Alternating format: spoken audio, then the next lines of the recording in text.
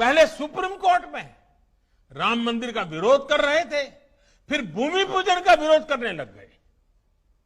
हर बदलती हुई तारीख के साथ विरोध के लिए विरोध करने वाले ये लोग देश के लिए, समाज के लिए अप्रासंगिक होते जा रहे हैं।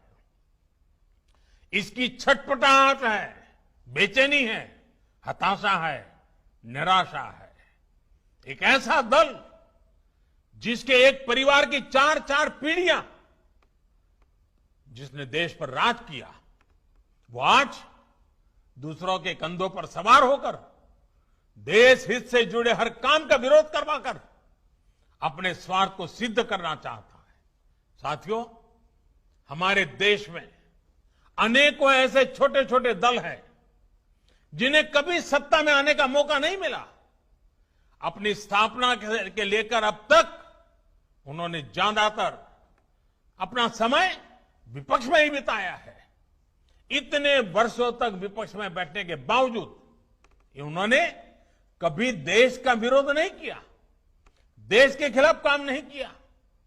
लेकिन कुछ लोगों को विपक्ष में बैठे कुछ वर्ष ही हुए हैं, उनका तौर तरीका क्या है, उनका रवैया क्या है, वो आज देश भली भांति समझ रहा है, देश उसको बहुत बारीकी से देख रहा है। इनकी स्वार्थ नीति के बीच आत्मनिर्भर भारत के लिए बड़े रिफॉर्म्स का ये सिलसिला देश के संसाधनों को बेहतर बनाने का ये सिलसिला देश हित में है, देश की गरीबी से मुक्ति के अभियान के लिए है, देश को ताकतवर बनाने के लिए है और ये निरंतर जारी रहेगा। कि वायुसेना को सशक्त करने के लिए कुछ नहीं किया। वायुसेना कहती रही कि हमें आधुनिक लड़ाकू विमान चाहिए, लेकिन ये लोग वायुसेना की बात कभी नहीं सुनी, उसको नजरअंदाज करते रहे। जब हमारी सरकार ने सीधे फ्रांस सरकार से रफाल लड़ाकू विमान का समझौता कर लिया तो इनको फिर दिक्कत होने लगी। भारतीय वायुसेना के पास रफाल विमान आए, भारतीय वायुसेना की ताकत बढ़े, ये इसका भी विरोध करते रहे। मुझे खुशी है कि आज रफाल भारतीय वायुसेना की ताकत बढ़ा रहा है। अंबाला से लेकर के लेह तक उसकी गर्जना भारतीय जांबाजों का हौसला बढ़ा रही है। साथियों, 4 साल पहले का यही तो वो समय था जब देश के जांबाजों ने सर्जिकल स्ट्राइक करते हुए आतंक के अड्डों को तबाह कर दिया था। लेकिन ये लोग अपने जांबाजों के साहस की प्रशंसा करने के बजाय उनसे ही सर्जिकल स्ट्राइक के सबूत मांग रहे थे। सर्जिकल स्ट्राइक का भी विरोध करके ये लोग देश के सामने अपनी मंशा, अपनी नीयत साफ कर चुके हैं। देश के लिए हो, जो भी काम हो रहे हो, हर काम का विरोध करना इन लोगों की आदत हो गई है।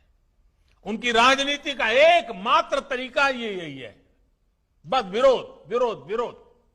आप याद करिए, भारत की पहल पर जब पूरी दुनिया अंतर्राष्ट्रीय योग दिवस मना रही थी, पूरे विश्व में भारत गर्व कर सकता है योग पहुंच चुका है, तो ये भारत में ही योग का विरोध कर रहे थे। जब देश की सैकड़ों रियासतों को जोड़ने का काम, ऐतिहासिक काम करने वाले, भारत की एकता को मजबूत करने का काम करने वाले सरदार वल्लभ भाई पटेल की दुनिया की सबसे ऊंची प्रतिमा का अनावरण हो रहा था, तब भी ये लोग इसका विरोध कर रहे थे। आज तक इनका कोई बड़ा नेता स्टैच्यू ऑफ यूनिटी के दर्शन करने नहीं गया है। क्यों?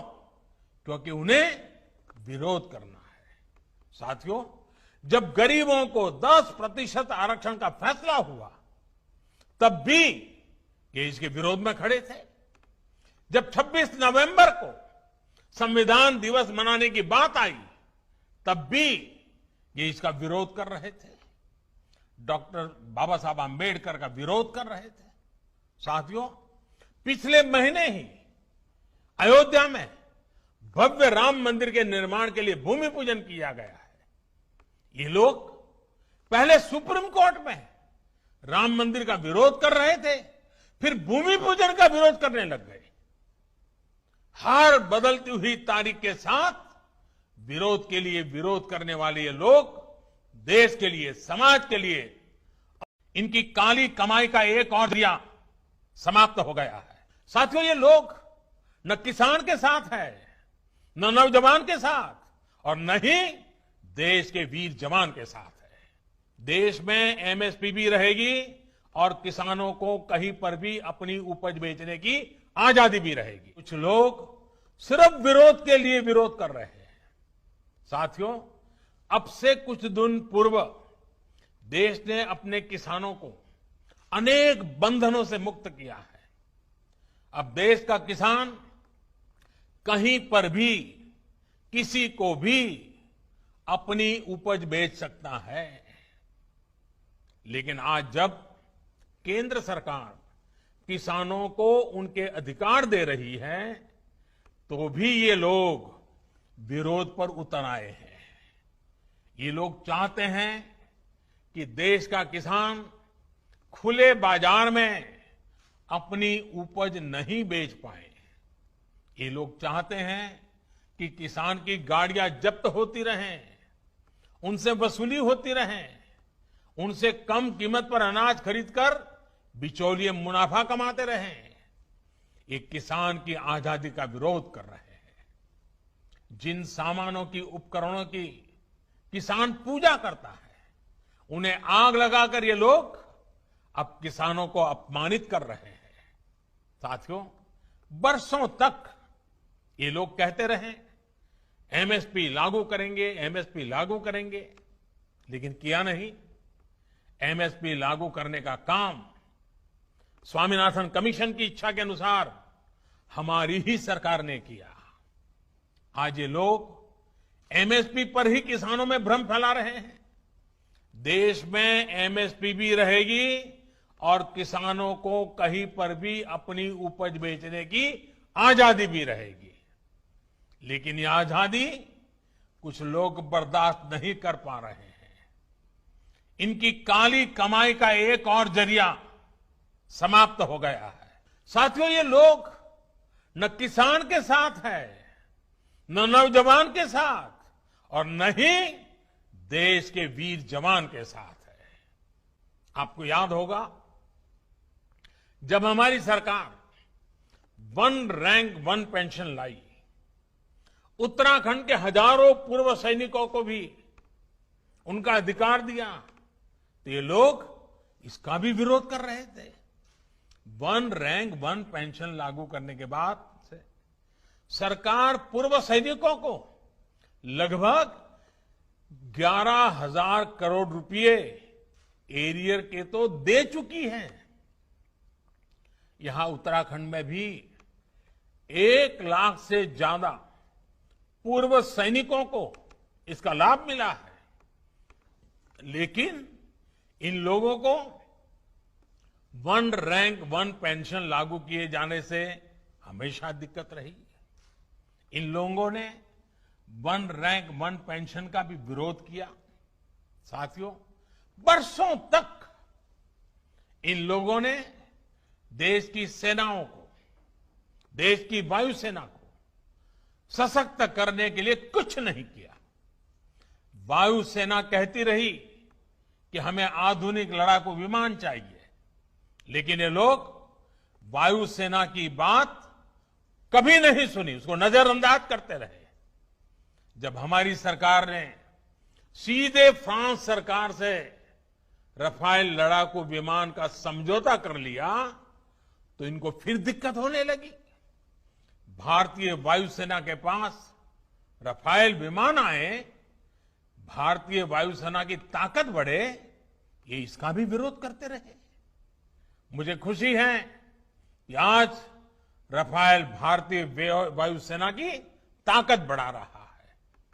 अंबाला से लेकर के लेह तक उसकी गर्जना भारतीय जांबाजों का हौसला बढ़ा रही है।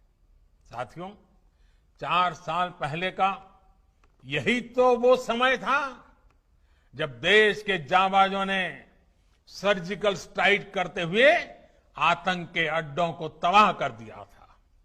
लेकिन ये लोग अपने जांबाजों के साहस की प्रशंसा करने के बजाय उनसे ही सर्जिकल स्ट्राइक के सबूत मांग रहे थे। सर्जिकल स्ट्राइक का भी विरोध करके ये लोग देश के सामने अपनी मंशा, अपनी नीयत साफ कर चुके हैं। देश के लिए हो, जो भी काम हो रहे हो, हर काम का विरोध करना इन लोगों की आदत हो गई है। उनकी राजनीति का एकमात्र तरीका ये यही है, बस विरोध विरोध विरोध। आप याद करिए, भारत की पहल पर जब पूरी दुनिया अंतर्राष्ट्रीय योग दिवस मना रही थी, पूरे विश्व में भारत गर्व कर सकता है योग पहुंच चुका है, तो ये भारत में ही योग का विरोध कर रहे थे। जब देश की सैकड़ों रियासतों को जोड़ने का काम, ऐतिहासिक काम करने वाले, भारत की एकता को मजबूत करने का काम करने वाले सरदार वल्लभ भाई पटेल की दुनिया की सबसे ऊंची प्रतिमा का अनावरण हो रहा था, तब भी ये लोग इसका विरोध कर रहे थे। आज तक इनका कोई बड़ा नेता स्टैच्यू ऑफ यूनिटी के दर्शन करने नहीं गया है। क्यों? क्योंकि उन्हें विरोध करना है। साथियों, जब गरीबों को 10% आरक्षण का फैसला हुआ, तब भी ये इसके विरोध में खड़े थे। जब 26 नवंबर को संविधान दिवस मनाने की बात आई, तब भी ये इसका विरोध कर रहे थे। डॉक्टर बाबा साहब आंबेडकर का विरोध कर रहे थे। साथियों, पिछले महीने ही अयोध्या में भव्य राम मंदिर के निर्माण के लिए भूमि पूजन किया गया है। ये लोग पहले सुप्रीम कोर्ट में राम मंदिर का विरोध कर रहे थे, फिर भूमि पूजन का विरोध करने लग गए। हर बदलती हुई तारीख के साथ विरोध के लिए विरोध करने वाले ये लोग देश के लिए, समाज के लिए अप्रासंगिक होते जा रहे हैं। इसकी छटपटाहट है, बेचैनी है, हताशा है, निराशा है। एक ऐसा दल जिसके एक परिवार की 4-4 पीढ़ियां जिसने देश पर राज किया, वो आज दूसरों के कंधों पर सवार होकर देश हित से जुड़े हर काम का विरोध करवाकर अपने स्वार्थ को सिद्ध करना चाहता है। साथियों, हमारे देश में अनेकों ऐसे छोटे छोटे दल हैं जिन्हें कभी सत्ता में आने का मौका नहीं मिला। अपनी स्थापना के लेकर अब तक उन्होंने ज्यादातर अपना समय विपक्ष में ही बिताया है। इतने वर्षों तक विपक्ष में बैठने के बावजूद उन्होंने कभी देश का विरोध नहीं किया, देश के खिलाफ काम नहीं किया। लेकिन कुछ लोगों को विपक्ष में बैठे कुछ वर्ष ही हुए हैं, उनका तौर तरीका क्या है, उनका रवैया क्या है, वो आज देश भली भांति समझ रहा है, देश उसको बहुत बारीकी से देख रहा है।